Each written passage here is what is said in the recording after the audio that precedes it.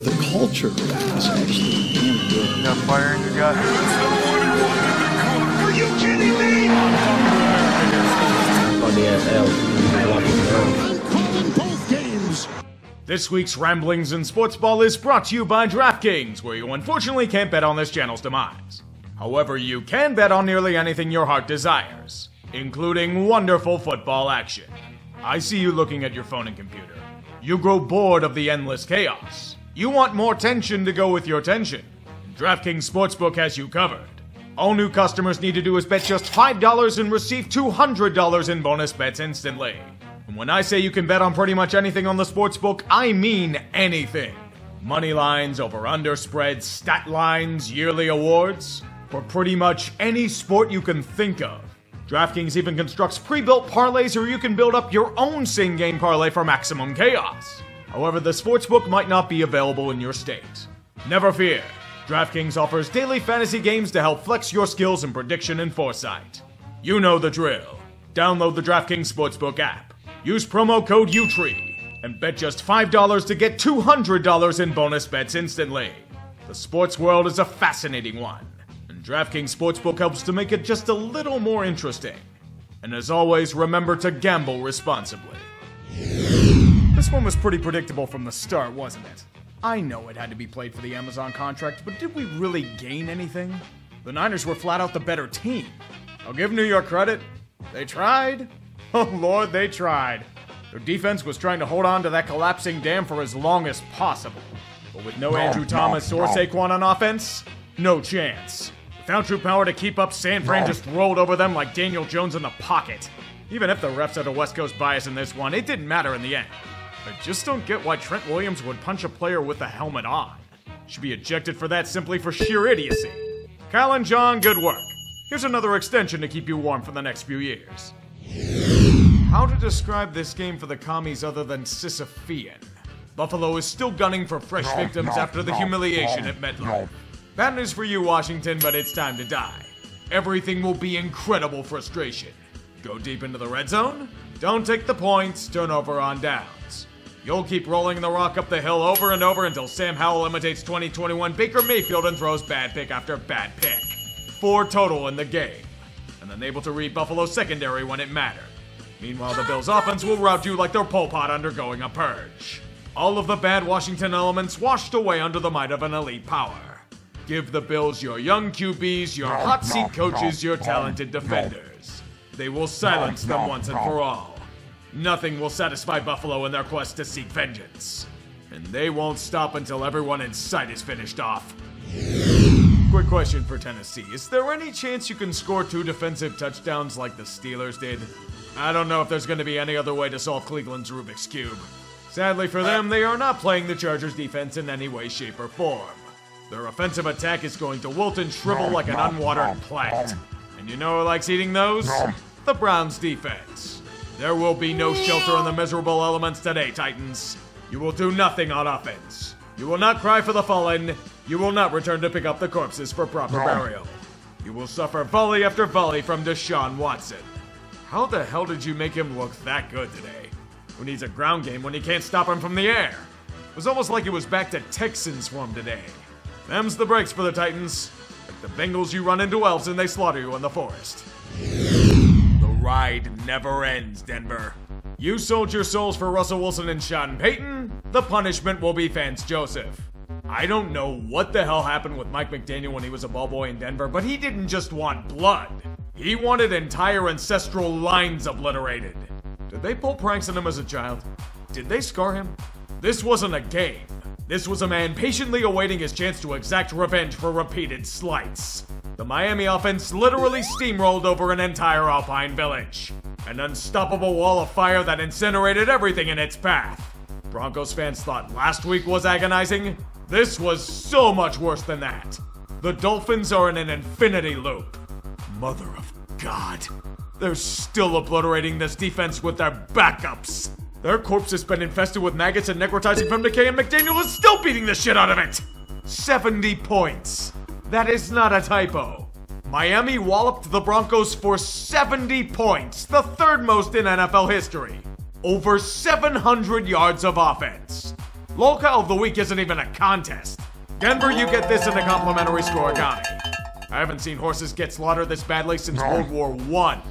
So the answer seems obvious. Sean Payton is not the answer this team needs. So Jacksonville, are you going to explain to us what the fuck is wrong with your offense? This is the second straight week against a supposedly bad defensive opponent where everything has looked out of sorts. Not even somewhat, but entire wiring and mainframes are borked. Calvin Ridley apparently can't catch a damn pass or do anything right these days. Field goals are blocked away as if they are nothing at all. And that's if they even get into field goal range. There was an elite quarterback today, and his name was CJ Stroud. The Texans are down 4/5 of their starting O-line and you still can't stop them? Is this an actual repeat of the Saxonville arc? Trevor Lawrence is throwing to Butterfinger receivers that fumble at the most inopportune times.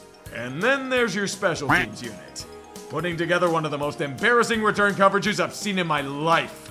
You gave up a kickoff return on a muffed fly ball kick to a fullback. Proof that greatness can strike us from anywhere. Know how this is true? The Texans have beaten the Jags in 10 of their last 11. A reminder that Houston's been a tank brigade since 2020. Better get your shit together quick, Duval. It's starting to reach panic time. The Arthur Smith experience is an aggravating one to fantasy football owners everywhere. And honestly is for Falcons fans in general. Against Detroit, Atlanta will be as miscast and underwhelming as Bijan is in this damn offense. A Lions unit that was minced and diced all over this field last week fixed up the leaks. They would suffocate anything that resembled a Falcon attack. Desmond Ridder wants to do something? Good, here are the anti-air guns to shoot it down. Detroit's defense gains redemption after being cast into the fires of hell. That unit and an offense that does enough to give cushion help to lead the Lions to a needed win. With victory, they keep up with an old foe that has constantly tormented them. You know which one I'm talking about. Detroit, just keep doing what you need to do. The chance to keep them under your heel shall arise again soon enough. New York's game plan for the season was Aaron Rodgers. Well, what happens when plan A breaks apart in the first charge and you have no plan B? Well, you get morning sickness and endless regret. A tropical storm is going through the Northeast, and unfortunately it can't wash away the stains of the miserable quarterback situation on display. Zach Wilson is dog water. Not even in the traditional highly touted disappointment sense, but in the he literally cannot move the football forwards approach. It's a repeat of last year's disaster against Jacksonville. The Jets are routinely treated like Charlie Brown trying to kick the football. As always, the Patriots are losing. We really thought it was going to be different this year. Alas, God hates the Jets. And the only movement involving the color green will be in the dentures of their fans. New England didn't even do that much. They'll keep it within reach. Please, take the lead from us, they'll say. We really mean it. It's right there, Jets. Just take it. But Zach Wilson will piss himself and eat safeties in the pocket. The situation is unraveling. Garrett Wilson and Michael Carter are rightfully pissed about this disaster on the sidelines. And you'd be too if your QB threw a fucking check down on a 4th and 10. Even as they lose in humiliating fashion to the Pats for the 15th straight time, Robert Saleh will not change his approach. Zach Wilson will be his starter as they march off the cliff. An amputated Aaron Rodgers would honestly be better. He might have been able to move the ball forwards. This game can be divided into 2 arcs. First act, life with Derek Carr under center. The Packers are looking dead to rights under a suffocating Saints defense. Jordan Love can't muster the power to overcome it. Derek Carr isn't optimal, but he's doing more than enough to guide the Saints to a sizable lead. Rashid Shaheed and his dazzling open space speed will do that as well. But New Orleans will take what they can get. With it being 17-0 in the third quarter with no signs of stopping, this should be a breeze, right? That was before Derek Carr busted his transmission. An awful shoulder injury will take him out for this game and probably a few more. After he left, take Act 2. The Saints stalling out. As the offense can't do a damn thing as they abandon the running game and famous Jameis has issues with pass command, Jordan Love is infused with the spirits of Favre and Rodgers before him. Their guidance leads him to dissect a Joe Woods defense like a middle school science experiment. Brutal penalties giving up huge yardage. Crumbling on critical 3rd and 4th downs almost as if it were on repeat. I know what you're thinking. This is literally the same script they used for their choke to the Bucs last season. All this game did was reinforce how the Saints are to be treated with suspicion. Jordan Love looked like a playoff hero in the 4th quarter and allowed Lambeau to celebrate. They've scored 18 unanswered to take the lead by 1. Fortunately, the Saints managed to do something on offense. Field goal range has been reached, but can they strike with precision? from 46 yards out. Groupie's kick is no good. Prime Will Lutz, this kicker is not. Sometimes I wonder if Saints fans have just numbed themselves to all this bullshit.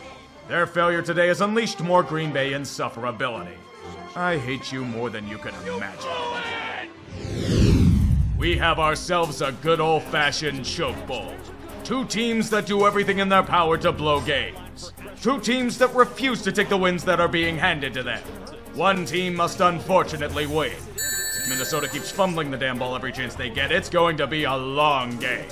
Let's make this completely clear. The only reason the Chargers have any relevance in this matchup is because of Justin Herbert's near perfection.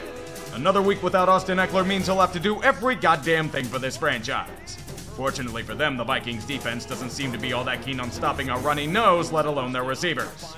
Their own receivers fumbling will do that for them. Considering that neither defense can make a damn stop, and nearly every single move the Chargers have made to fix it hasn't worked whatsoever, the game turns into an offensive shootout. The only thing stopping either teams are their own fuck-ups.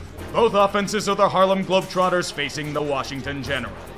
Defense bows down and lets them put on a show. By God, they did. Throwing haymakers in the annals of war until deep in the fourth quarter. The Vikings are down by 4, but they're charging down the field.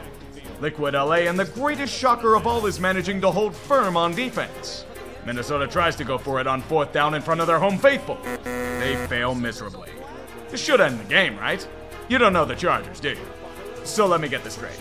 You go for it on a 4th and 1 at your own 20, and take the ball away from your best offensive weapon?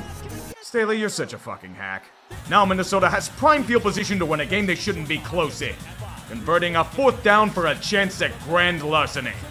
So Vikings, why are you burning this much clock? Spike the ball. Don't overthink it for 20 damn seconds. Jeez! So much time being wasted here. 12 seconds when Cousins gets the snap. Steps up, throws for the end zone, deflected, and it's intercepted! Murray! Peak fucking Vikings. The chance to take victory from a countertop, but then stumble on a step and fall into an acid bath. Say you couldn't hear the play call, Kirk? It's not hard to spike the fucking ball, dude. Just do that and run to the sideline. It's not hard to overthink that. Congratulations, Brandon Staley. You just escaped your own incompetence yet again. If I didn't know any better, I'd call you Goldman Sachs. Ugly, ugly football. Conditions that epitomize the mess on display on both teams in this sordid display. The same tropical storm that's raining down on New York is being dealt with here. And apparently that means the Ravens must suffer being watered down. If you guess that they'd horrifically play down to competition in these conditions, you get nothing. This is what they pretty much do on regularity. We don't even get the Anthony Richardson versus Lamar sprinting contest in this one. Gardner Minshew and his meme magic get the call today. Not that it matters, since the Ravens kneecap themselves at every conceivable opportunity. Fumbles aplenty, 3 and outs, being unable to stop Zach Moss whenever he rumbles into the second level. Sure, blame some of it on Matt Gay turning into peak Justin Tucker today, but this is ridiculous. Indianapolis shouldn't be anywhere close to this game, spirited effort on their part or not. The game is coming down to the wire. The Ravens are squeaking by with a 1-point lead like the little squirt that comes out when you sit on the toilet. That's what it feels like here. Indy has the ball at their own goal line, but... Oh no, Gardner, what have you done? You pulled an Orlovsky? Don't look into the eyes of hell, Gardner! Gardner! Now up by 3 and getting ball back, the Ravens should win this one, right? Nope, they get chicken shit in their play calling and are forced to punt. At this point, the Ravens are down to their 4th string secondary, so Minshew's able to dice them up pretty easily, and Matt Gay turns into Justin Tucker yet again. Game time. The Ravens still have a chance to pull this off, though. They stumble and bumble, but there's space for Justin Tucker himself to do his magic. Kick is on its way! Justin Tucker, and it comes up short! Oh my. I don't care that it was a 61-yarder in terrible elements. This is a shocking revelation. Overtime will come, and it will be just as ugly as the 4 quarters before. Offensive stagnation aplenty in the mud-soaked trenches, with the Colts turned away by the Ravens' defense in no man's land. This should mean the Ravens escape with a win, right? Right, Baltimore? Jackson, incomplete! Yes, that was defensive pass interference on this 4th down, but forgive me if I'm not feeling overly sympathetic to their plight. John Harbaugh has proven time and time again that he got outcoached into a blender. And here comes Matt Gay to deliver the dagger. Snap good, hold good, kick on the way! And he's done it! Indy takes away the game in a Mayflower truck in the middle of the night.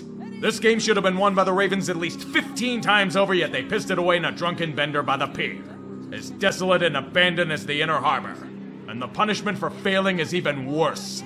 Their injury report. This is a goddamn Pro Bowl roster. It's beginning again. Is your strength and conditioning simply New Age voodoo? For the third year in a row? 2 weeks. It took 2 weeks before the relentless optimism in Bears land fell into a fucking chasm. I know everyone outside of their fandom thought they were out of their minds, but for it all to fall apart like this? This is a nightmare. Green Bay literally killed this team. That's all I have. Justin Fields has been a complete mess mechanically, robotically holding on to the ball for way too long and eating sacks in the pocket. Things tend to get a bit sensationalist in these situations. And if he throws coaching under the bus for flooding him with too much information, they'll call it chaos hour. It's legitimately an everything problem. His O-line's a hot mess. Braxton Jones might be out for the season. Nate Davis is dealing with family issues, and they're out here running PR stunts to pretend that everything is fine. As long as you don't look at Alan Williams. The defensive coordinator is no more. He ran for his damn life as the FBI raids his house for undisclosed reasons. And considering that the Bears haven't denied that, it's probably pretty morbid as to why.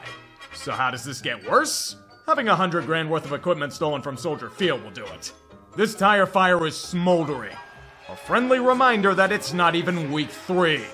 Good lord. Everything's gone to complete shit, but perhaps things will be better as you're playing the Chiefs. There isn't a fool's chance in hell that I'm gonna believe you'll make this competitive. Don't waste my time, just go. Get out. Step off to the side and let the real teams take center stage. Fox will just show Taylor Swift in the press box for half before switching away to a different game. There's no point in saying how shit you are because that would involve effort. You boys aren't worth it. Nuke the team like Bears fans want and ruin a new generation of prospects. Justin Fields isn't good, but I feel for that guy. He never had a chance in this shithole. Welcome back to the home of the 12s. Carolina, it's only going to get harder as Bryce Young's naked run of Dark Souls has hit a few snags. You'll have to settle for an old red rifle collecting dust in storage to take you anywhere. Seattle's without a good chunk of their secondary, so Andy Dalton will hold his own and try his best to will his corpse to anything resembling a win. Unfortunately, it's a one-dimensional attack. Seattle's, on the other hand, took a bit to get started, but will pick apart their opposition's defense with precision and patience. Slowly whittle them down, weaken their resolve, then strike for the kill. K9 was the star of the show in this one.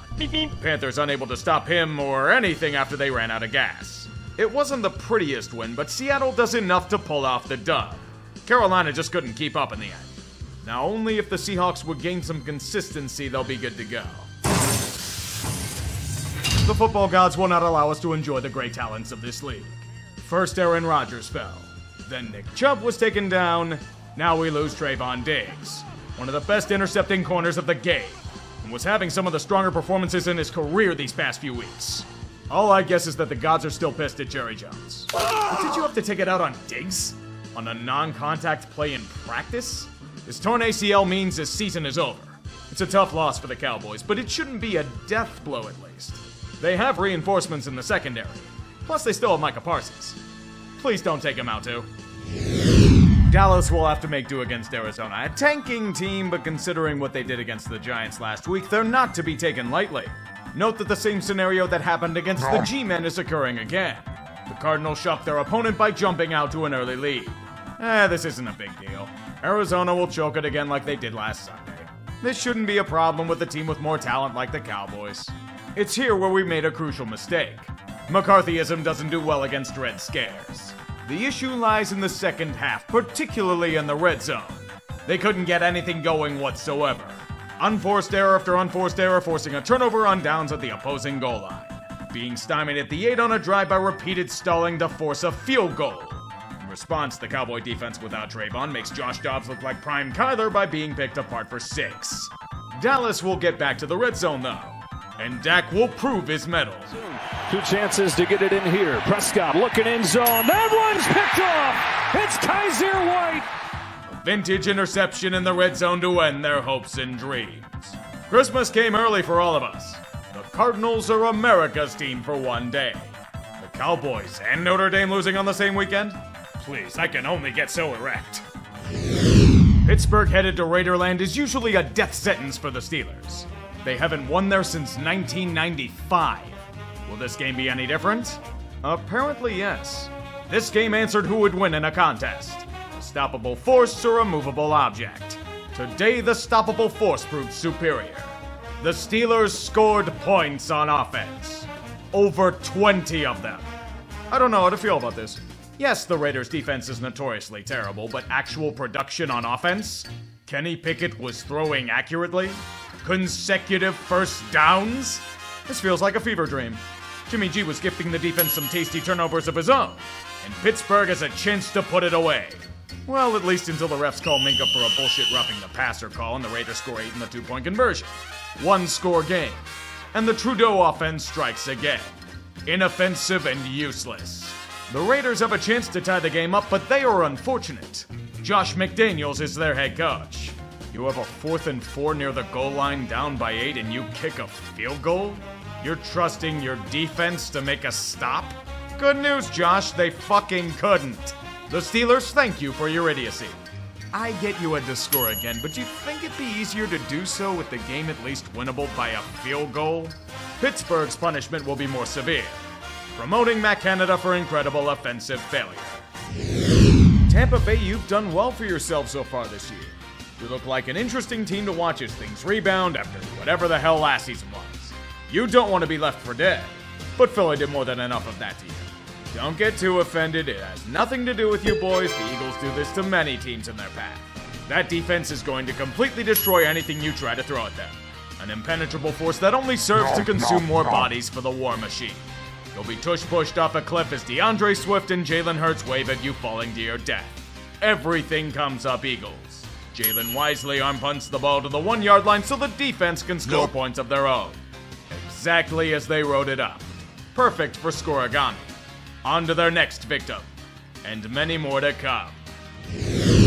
We get a doubleheader of Monday Night Football again. And this one felt more like waiting for the underachieving son in his mid-20s to do something with his life.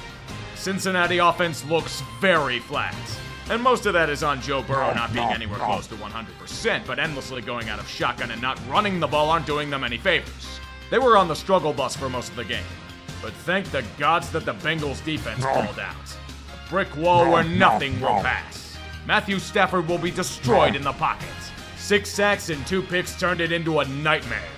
With these heroic deeds, the Bengals offense does just enough to escape humiliation.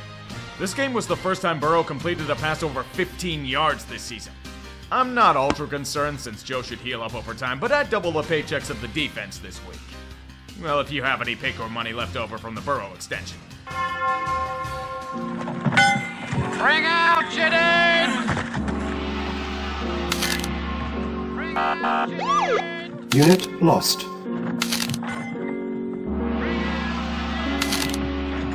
Unit lost.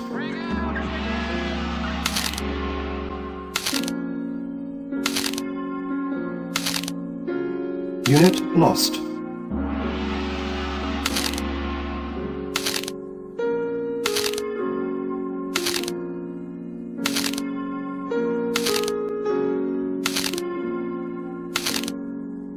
Unit lost. Unit lost. Unit lost.